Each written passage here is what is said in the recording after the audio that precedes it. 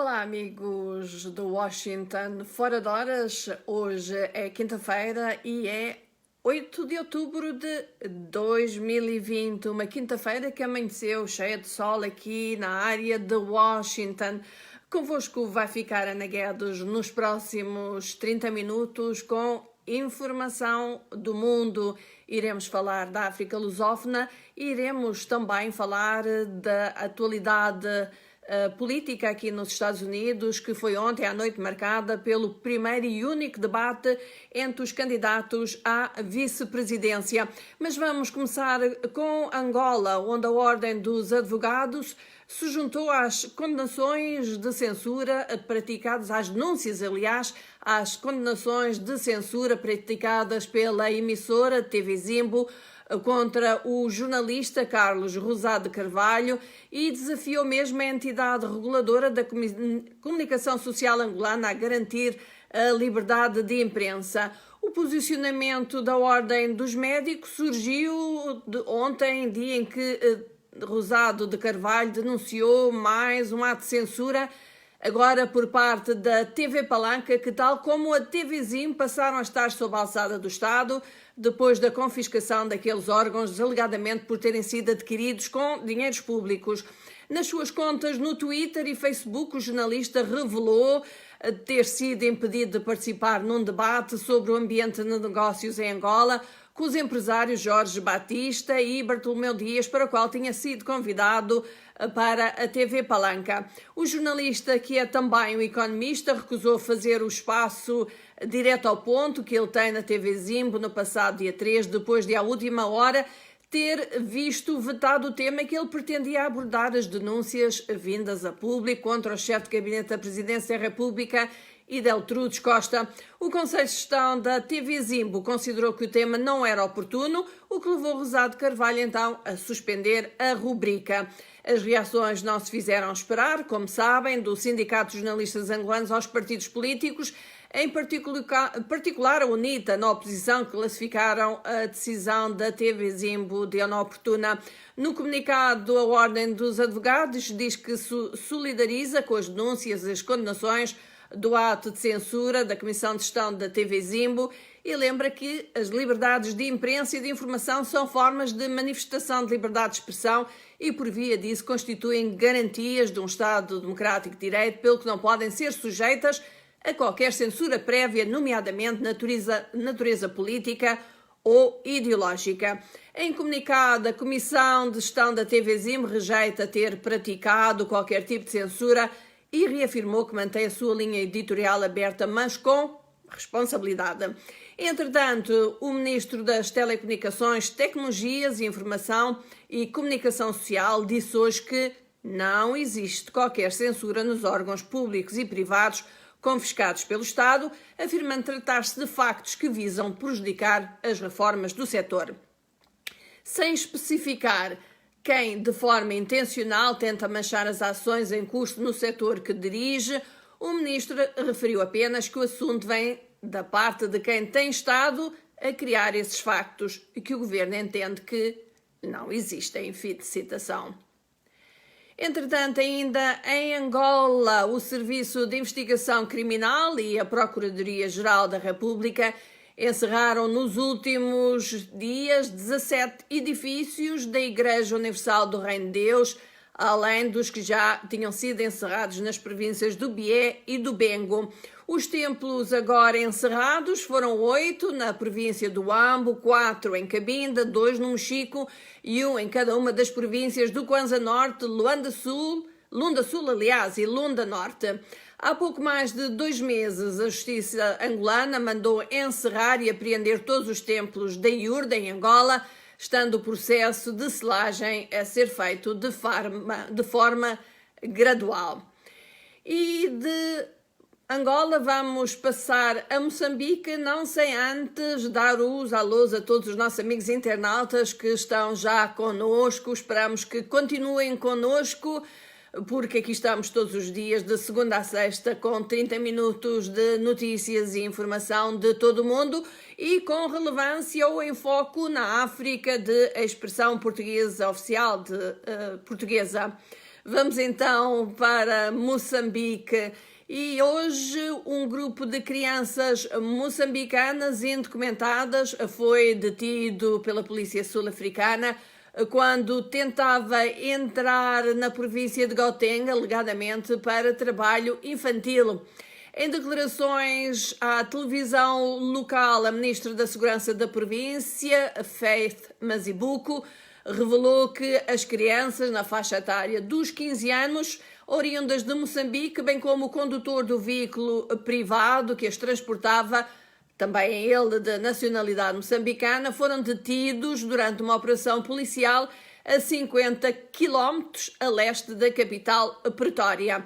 A ministra sublinhou que o tráfico de menores na província de Gauteng, que é o motor da economia sul-africana, é um dos maiores desafios das autoridades e salientou que na África do Sul é proibido o trabalho infantil. Continuando a falar de Moçambique, os delegados da RENAMO não vão participar numa missão a Cabo Delgado, Manica e Sofala para analisar a violência por entenderem que essa missão não dará resultado. Os parlamentares da Comissão de Assuntos Constitucionais, Legalidade e Direitos Humanos vão este mês àquelas províncias com o intuito, dizem, de ver a situação e procurar soluções, mas o principal partido da oposição diz que vai ser apenas uma missão turística. André Magibir, o secretário-geral da RENAMO, disse que a missão serve apenas para passar a ideia de que o Parlamento está envolvido na resolução dos conflitos nas regiões que vão visitar. A RENAMO defende, por outro lado, a criação de uma comissão parlamentar de inquérito para estudar os conflitos, o que já foi rejeitado pela Comissão Permanente da Assembleia da República. O conflito em Cabo Delgado é atribuído a elementos ligados ao Estado Islâmico e em Sofala e Manica, a junta militar da RENAMO, criada por Mariano Nhongo, que recusa a liderança de Ossufo Momad. Entretanto, mais de 800 deslocados pelos ataques de insurgentes em Cabo Delgado foram repatriados da Tanzânia por motivos ainda desconhecidos. Uma equipa médica foi ao local da acomodação destes repatriados, testou-os e pelo menos 8 deles acusaram positivo para o novo coronavírus. Os repatriados regressaram ao seu país, mas não têm, contudo, acesso às suas zonas de origem, isto porque as suas casas e bens foram destruídos. Entretanto, outros deslocados de Cabo Delgado mostram-se apreensivos com a chegada da época das chuvas. O grupo está num centro provisório de acomodação em Lixinga, na província do Niassa, sem condições, dizem eles, adequadas para enfrentar a época chuvosa. Os deslocados receiam devido ao fraco saneamento meio, que pode provocar doenças várias. Eles pedem que lhes seja dada terra e também instrumentos de produção para a prática da agricultura. Este é o Washington Fora de Horas nesta quinta-feira. Hoje é 8 de outubro de 2020. Vamos continuar com notícias ainda de Moçambique. As autoridades moçambicanas denunciaram ontem que descobriram resultados falsos negativos do teste Covid-19, que são necessários para viagens internacionais, que estavam a ser vendidos na maior fronteira terrestre do país, com a África do Sul, que é a fronteira de Ressane Garcia. Os dois países reabriram as fronteiras para viagens internacionais no dia 1 de outubro, após o encerramento que foi imposto pelas restrições da pandemia do coronavírus. Contudo, é obrigatório para os viajantes que entram e saem de Moçambique apresentarem um teste de coronavírus negativo que tenha sido feito nas 72 horas antes da partida. Todavia, uma fonte do Ministério da Saúde disse que o governo vai agora realizar testes e emitir eles os seus próprios certificados para viajantes que planeiem deixar Moçambique. Os testes do coronavírus têm sido feitos até agora só em hospitais privados. A maioria deles é localizados na capital Maputo, que fica a cerca de 80 quilómetros de Ressane Garcia. Os testes custam entre 50 a 100 dólares, o que equivale ao salário mínimo mensal em Moçambique. Muitos viajantes que usam a passagem terrestre de Ressane Garcia são comerciantes informais que vão à África do Sul comprar mercadorias para revenda em casa, os quais consideram as taxas de teste do coronavírus proibitivas. E agora, nesta emissão, antes de passar, vamos dizer que temos connosco o Nelson Eduardo e também o Fábio dos Santos. Eu já vi passar vários outros nomes e esperamos que tenhamos aqui amigos de todos os países para onde nós transmitimos e que nos enviem também os seus comentários, enviem-nos também, digam-nos o que é que se está a passar na sua área. Eu já vi aqui alguém falar sobre a questão da reabertura das aulas. Aliás, é um tema até que aqui nos Estados Unidos dá muito o que falar, porque se os Estados tentam de alguma forma começar a reabrir as escolas, o que é certo é que os números de coronavírus em muitos desses Estados continuam a aumentar. Há uma grande pressão por parte de muitos pais que precisam de ir trabalhar e não têm como deixar os filhos em casa para a telescola. Portanto, não é só na nossa área, também aqui nos Estados Unidos é de facto um grande problema. E também temos aqui o nascimento de Afonso da Silva, que diz que está em Angola só para reforçar o Estado, só para dizer que o Estado tem o direito de confiscar os bens construídos com fundos públicos, mas as notícias por estas TV já mudou, porque em Angola quem manda é o MPLA, por isso é que a TPA nunca passou notícias contra o partido no poder. Aqui não vivemos, sobrevivemos. Portanto, o nosso amigo está a falar não só sobre a questão do encerramento e da confiscação dos templos de Iurde, que continua, como também de questões alegadamente de censura na TV Zimbo e na TV Palanca, envolvendo o jornalista e economista Carlos Rosado de Carvalho.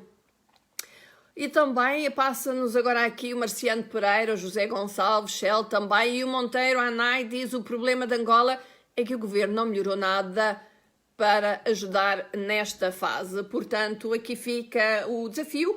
Diga-nos o que é que acham do que está a passar em Angola em termos de alegada censura na imprensa que neste momento é praticamente toda estatal, está sob o controle do Estado, talvez à exclusão da Rádio Eclésia, que é uma rádio da Igreja Católica. Portanto, digam-nos o que é que acham do que está a acontecer também relativamente a Moçambique, onde continua a questão de Cabo Delgado e também do centro de Moçambique, os ataques que se têm registrado nestes últimos tempos e que as autoridades atribuem àquela facção dissidente da Renamo, criada por Mariana Nhon, que muitas vezes diz que não tem nada, esses ataques não têm nada a ver com a sua facção.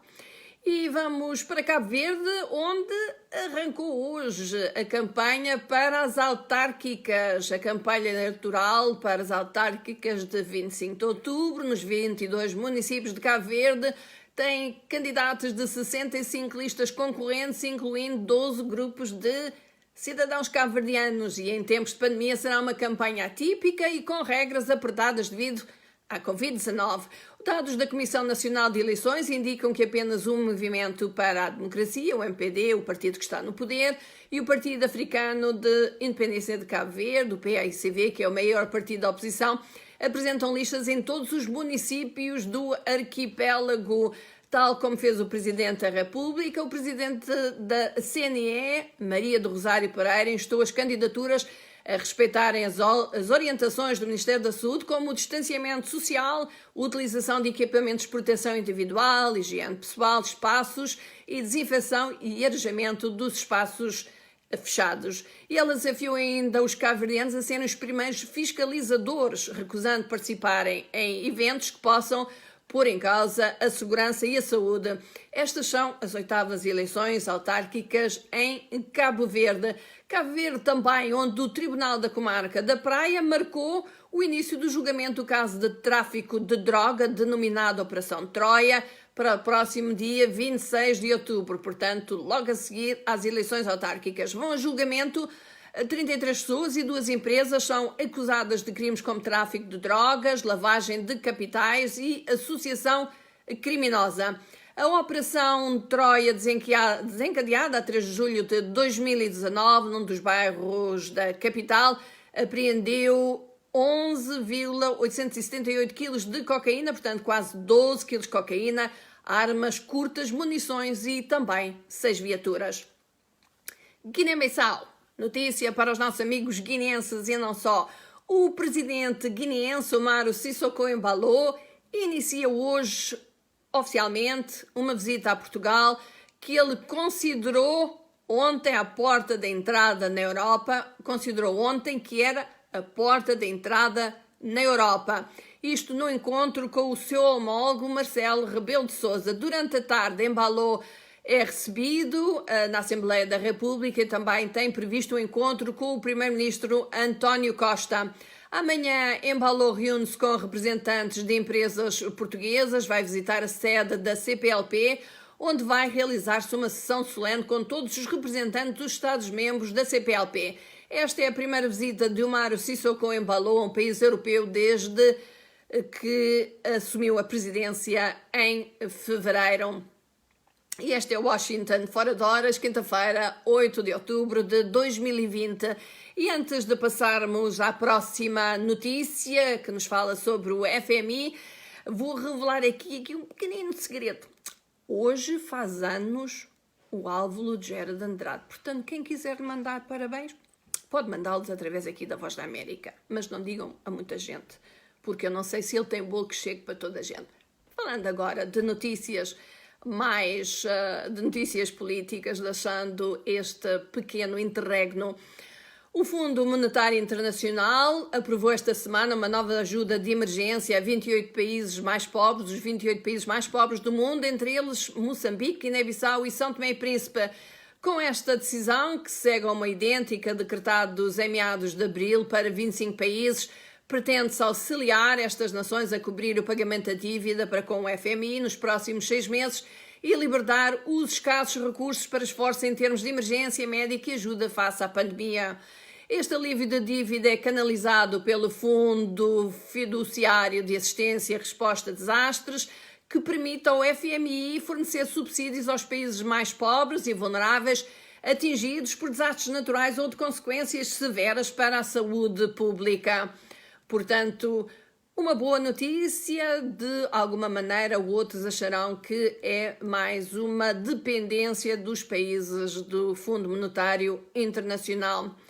E vamos para a política aqui nos Estados Unidos. A noite de ontem foi dominada pelo primeiro e único debate vice-presidencial, opondo o atual vice-presidente, o republicano Mike Pence, à candidata ao mesmo cargo pelos democratas, a senadora Kamala Harris.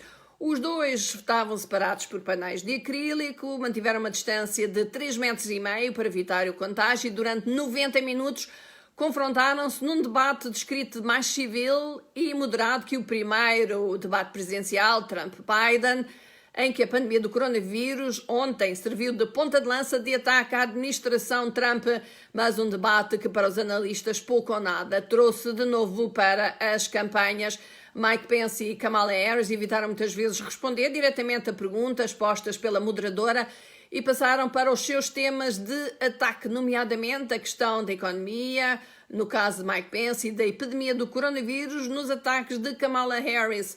O tema das vacinas foi um dos controversos do debate, quando Kamala Harris disse que se for Donald Trump a dizer para as pessoas se vacinarem, eu não me vacino, o que levou Mike Pence a acusá-la de estar a minar a confiança do público na saúde pública. Pence, por outro lado, rejeitou acusações que o governo tinha contribuído para o aumento da epidemia, quando o presidente e membros da sua administração não usavam ou não usam máscaras em público. A candidata democrata recordou também as recentes revelações de que as companhias de Donald Trump devem cerca de 400 milhões de dólares e que o presidente só pagou 750 dólares de impostos pessoais devido aos prejuízos das suas empresas. E Pence disse que se Biden ganhar, irá aumentar os impostos. Entretanto, o presidente Donald Trump, que está ainda a receber tratamento para a Covid-19, disse hoje que recusará participar no debate presidencial da próxima semana, após a mudança para o formato virtual. Não vou fazer um debate virtual, disse ele à Fox News, dizendo que isso não era aceitável para nós e acusou a Comissão Bipartidária de Debate de tentar proteger o seu opositor, Joe Biden. Horas antes, os organizadores tinham dito que o próximo debate presidencial, que vai ter lugar a 15 de outubro, seria virtual depois do presidente Donald Trump testar positivo para a Covid-19, e isto por forma, disseram, a proteger a saúde e a segurança dos envolvidos. O debate a ter lugar será realizado em fórum municipal na cidade de Miami. Entretanto, antes de passarmos à notícia de Covid, o Domingos Feriaço Julai diz que está em Maputo, o céu totalmente limpo e ventos moderados, boas notícias. Um cidadão formado vale por dois e o formado e o informado valem ao mundo.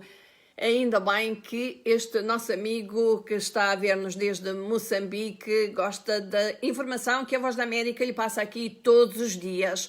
Não esqueça, temos também emissão de rádio. Não esqueça, temos também notícias no Facebook, onde nos encontra através de Voa Português. Temos também o nosso site www.voaportugues.com e estamos também no Twitter, no Instagram e no YouTube. Portanto, estamos em todas as redes sociais aqui nos Estados Unidos. Falando de Covid, o mundo tem agora mais de 36 milhões de casos de coronavírus, de acordo com os números compilados pela Universidade de Johns Hopkins, incluindo mais de 1 milhão de mortes. Os Estados Unidos lideram em ambas as categorias, com 7 milhões e meio de casos e quase 212 mil mortes. A Índia em segundo lugar no número total de casos, com 6,8 milhões, enquanto o Brasil superou a marca de 5 milhões ontem, quarta-feira.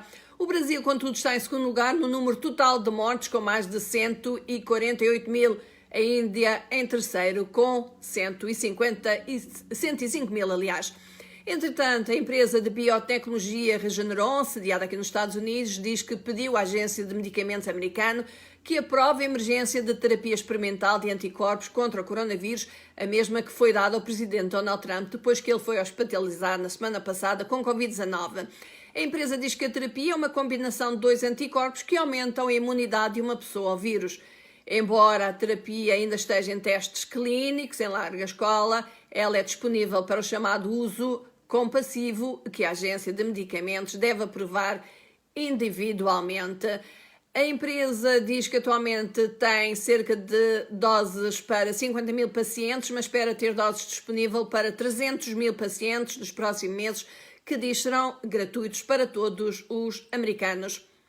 Vamos até à Rússia, onde centenas de militares, vários aviões e helicópteros participaram em operações de combate ao incêndio num depósito de armas que deixou pelo menos 16 feridos. O incêndio eclodiu ao fim do dia de ontem num depósito na região de Ryazan, contendo cerca de 75 mil toneladas de munições. As chamas espalharam-se pelos armazéns, desencadeando então uma grande explosão. Um porta-voz do Ministério da Defesa não quis comentar. O Ministério diz que evacuou mais de 2.300 residentes num raio de 3 milhas ou 5 km em redor da zona do incêndio, e diz também que está em curso já uma investigação criminal sobre possíveis violações das regras sobre manuseamento de armas. Explosão também esta na Nigéria. Um caminhão cisterna explodiu, incendiou-se na manhã desta quinta-feira em Lagos, a capital comercial da Nigéria. Deixou 5 mortos e 3 feridos graves. Destruiu também dezenas de casas e lojas e, segundo os serviços de emergência, o incidente é o mais recente em uma série de acidentes com combustível na Nigéria e ocorreu quando o caminhão estava a descarregar gás num depósito. Um gerador em funcionamento dentro do depósito de gás teria causado uma faísca que desencadeou a explosão, segundo as autoridades. Entretanto, o Banco Mundial, mudando de assunto, diz que até 150 milhões de pessoas podem cair na pobreza extrema, vivendo com menos de $1,90 por dia, isto no final do próximo ano, dependendo de como as economias encolhem e reduzem durante a pandemia do Covid-19. Esta é uma perspectiva mais sombria do que antes por parte do Banco Mundial. Espera-se que os países de renda média tenham 82% dos novos extremamente pobres, incluindo Índia, Nigéria e Indonésia. Muitos dos novos extremamente pobres serão residentes urbanos com maior escolaridade, o que significa que as cidades verão aumento no tipo de pobreza tradicionalmente associada a zonas rurais. A maioria dos novos extremamente pobres, mais de 110 milhões, até mesmo pela estimativa básica do Banco Mundial, estará no sul da Ásia e na África subsaariana, como por exemplo Etiópia, Índia, Nigéria, Congo e Bangladesh. Espera-se que até mesmo a China, a Indonésia e a África do Sul tenham mais de 1 milhão de pessoas, cada uma caindo na pobreza extrema, isto segundo o Banco Mundial. Os 54 países africanos afirmam que precisam de 100 mil milhões de dólares por ano nos próximos 3 anos para combater o Covid-19 e os seus efeitos económicos e sociais. Na África do Sul, o ex-diretor financeiro do banco VBS Mutual, que faliu depois de ser saqueado por indivíduos politicamente ligados a um dos piores escândalos de corrupção do país, foi sentenciado a 10 anos de prisão.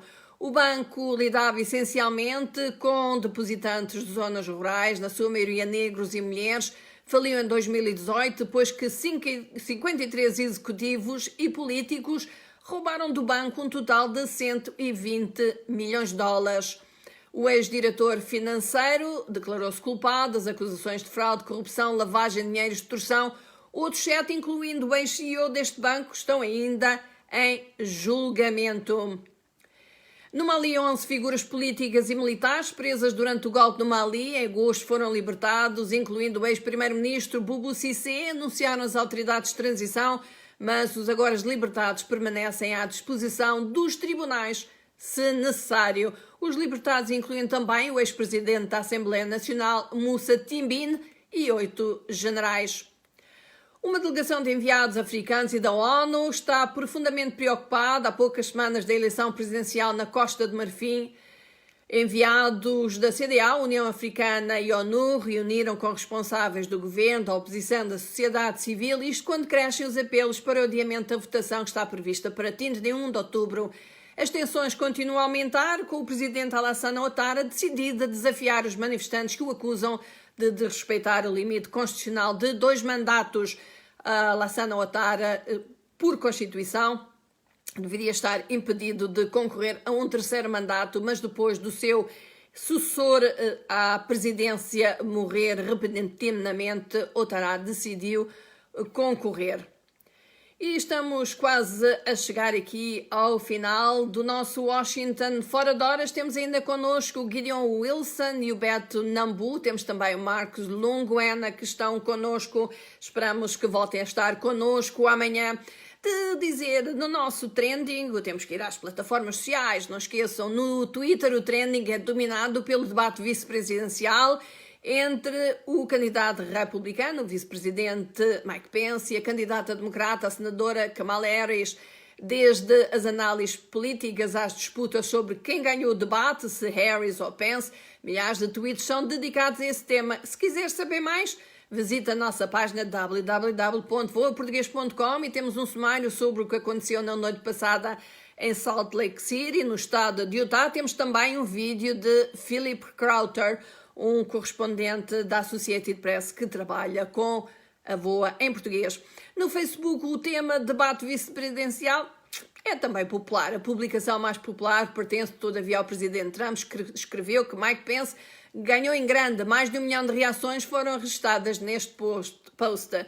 Mas nem só de política vive a mídia social. Uma publicação de Sérgio Ramos, o jogador espanhol do Real Madrid, também domina o interesse nas redes sociais, está em segundo lugar nos post trending desde 8 de outubro, ou seja, hoje. Neste 8 de outubro, que eu dizer.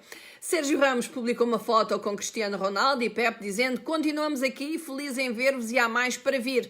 A foto dos três, no que parece ser um balneário esportivo, tem perto de 1 milhão de reações. No Instagram, Kylie Jenner está de volta e, mais uma vez, não precisa de muito para mexer com os seus fãs e admiradores. A foto a dizer "sentimos giro" é tudo o que ela precisa para recolher mais de 8 milhões de gostos. Se fosse assim tão fácil para nós. No website da Voz da América, www.voaportugues.com, os artigos que estão a chamar a atenção dos internautas: um herói angolano que ninguém conhece. É a história sobre um enfermeiro angolano, Namib, que é tudo. Cuida da saúde das crianças, assiste às mulheres gestantes até ao parto, faz o papel de médico e diariamente consulta, em média, entre 20 a 30 pacientes.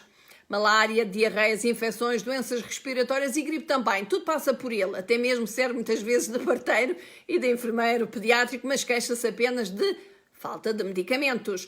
Outro artigo em destaque. A Amnistia Internacional condena as ameaças contra o investigador moçambicano Adriano Novunga. Um comunicado da Amnistia diz que Novunga tem recebido, desde o dia 3 deste mês, chamadas anónimas, ameaçando bombardear a sua casa. Numa das ocasiões, o interlocutor disse a Novunga que uma bomba tinha sido colocada na sua casa e que explodiria a qualquer momento, forçando a mudança de Novunga e da família.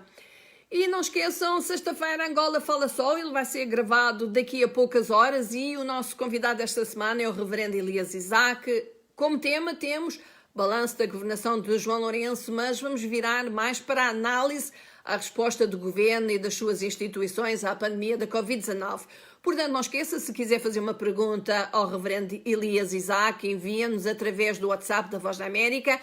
Escrevam mais 908-652-4584. Pode também, se quiser, enviar-nos via Facebook. Procure-nos, Voa Português, estamos lá. Portanto, Angola Fala Só, sexta-feira, Elias Isaac, vamos falar sobretudo sobre a resposta do governo angolano e das suas instituições à pandemia da Covid-19. E pronto, este foi o Washington Fora de Horas, nesta quinta-feira, 8 de outubro de 2020. Convosco esteve Ana Guedes, despeço-me todos com um abraço, votos de que tenham um bom resto de dia de quinta-feira e não se esqueçam, voltem a estar connosco amanhã em contacto para mais um Washington Fora de Horas. De todos, me despeço com um abraço. Bye bye!